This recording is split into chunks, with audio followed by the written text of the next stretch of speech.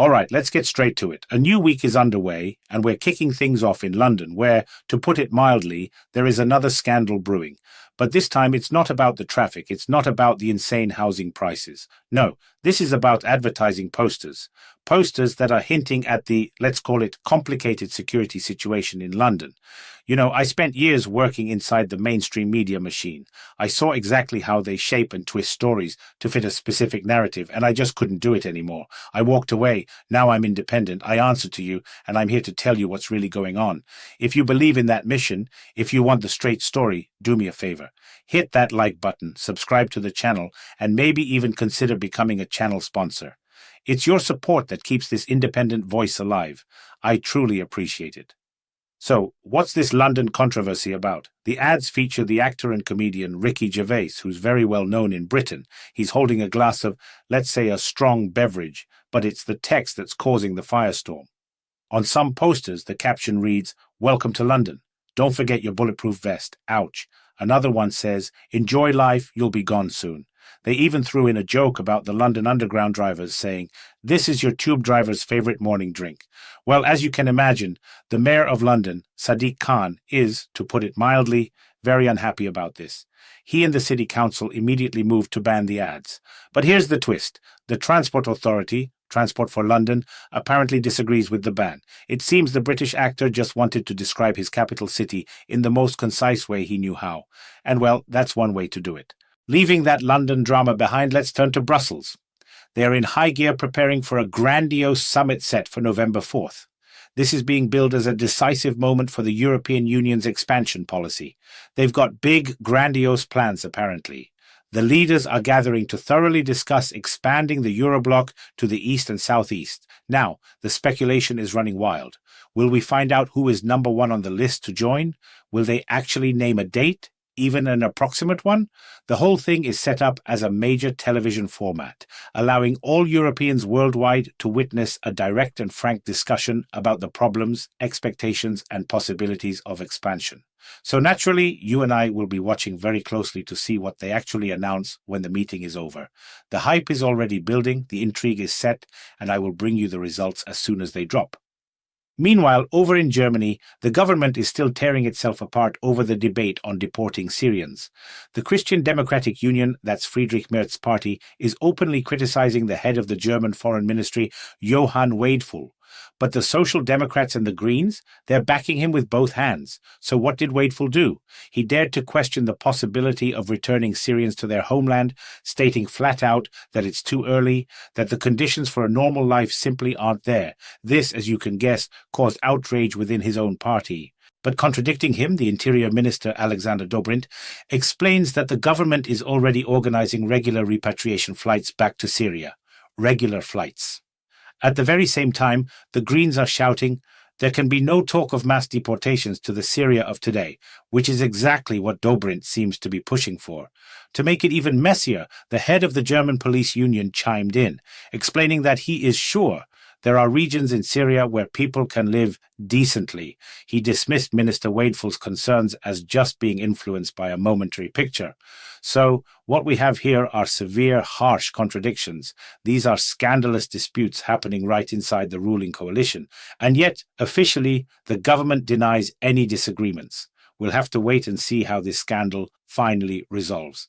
Now, it's been no secret for a long time that China's control, its influence, has spread across the entire world, and especially in Europe. You know this. We see it in machine engineering, we see it in the pharmaceutical industry, but folks in Norway, well, they did not expect that China would be controlling their electric buses. Think about that. The country has over 1,350 Chinese-made electric buses on its roads, about 850 of them from the brand Yutong. A special inspection just revealed that the manufacturer has full remote access to these vehicles. What does full access mean? It means they can remotely stop the bus, they can open or lock the doors, they can pull all the diagnostic data, which includes every operating parameter, all information about errors and malfunctions. They can get everything. Now, Norway is scrambling to review its procurement rules to make sure these kinds of risks don't happen again.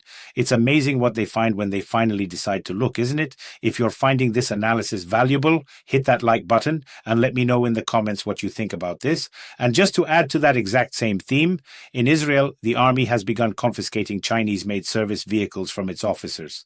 This decision was made after the security services discovered that the systems in these cars could potentially be used for espionage and for gathering all kinds of data.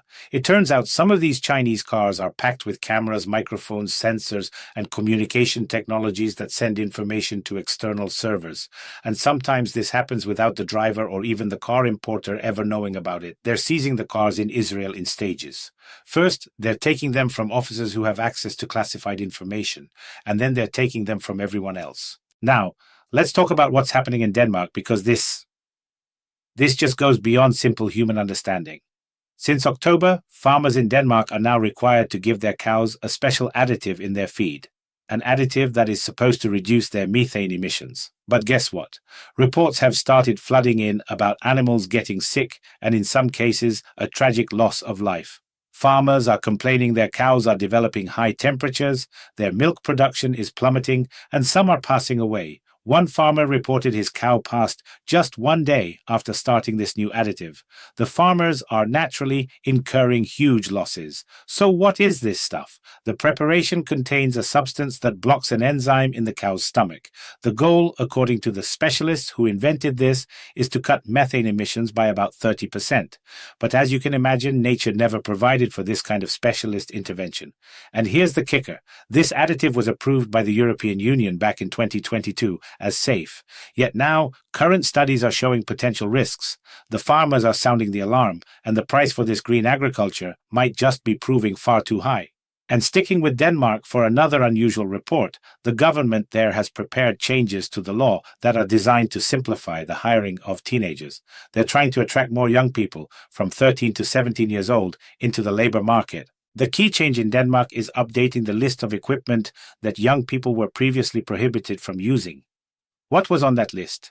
Things like lawnmowers and, get this, indoor floor cleaning machines.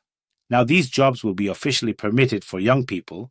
They say it will open up more vacancies for what they consider low-skilled, part-time work. According to official data, almost half of all Danish teens aged 13 to 17 already have some kind of part-time job, and about 1 in 5 works in retail. Now let's jump over to the Czech Republic. The right-wing politician Andrej Babiš, who is set to form the next government, apparently wants to completely derail the European Commission's plans for limiting emissions.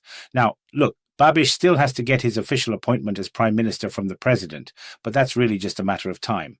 And he already has grandiose plans. What plans? To destroy the EU's green policy. He wants to complicate the Green Deal as much as possible. So, we are watching that one very closely. And in Serbia, it's the same old story. The center of Belgrade has once again become an arena for confrontations between opponents and supporters of President Aleksandar Vučić. Near the parliament building, hundreds of special forces had to separate the two groups of demonstrators. As expected, the protests escalated into unrest and clashes with the police. Over 30 activists were arrested, which, frankly, isn't very many for these situations. President Vučić, as usual, accused the protesters of attacking his supporters' camp.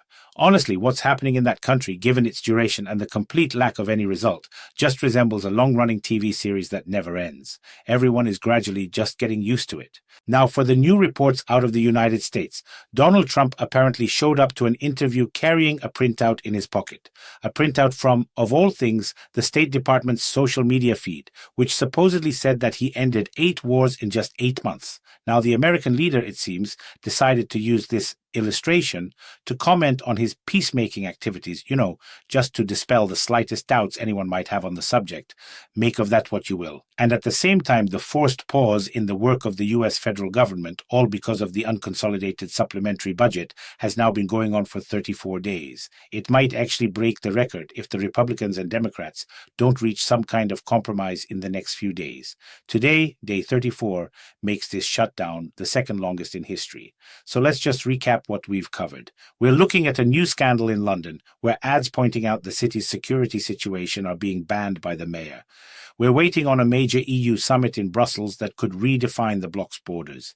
We have the German government in open, scandalous conflict with itself over Syrian deportations. We've uncovered significant security risks with Chinese-made buses in Norway and cars in Israel. We see Danish farmers raising the alarm over green feed additives that are harming their cattle, while the government also moves to put 13-year-olds on floor cleaning machines. And in the US, a government shutdown is dragging into historic territory. These are the moments. These are the facts that are shaping our world. I want to know what you think. Please write your opinions in the comments section below. As always, I wish you a peaceful sky. And believe me, I will be back tomorrow because there is always something more to share. If you value this perspective, please hit that like button, subscribe to the channel so you don't miss a thing. And if you're in a position to do so, please consider becoming a channel sponsor.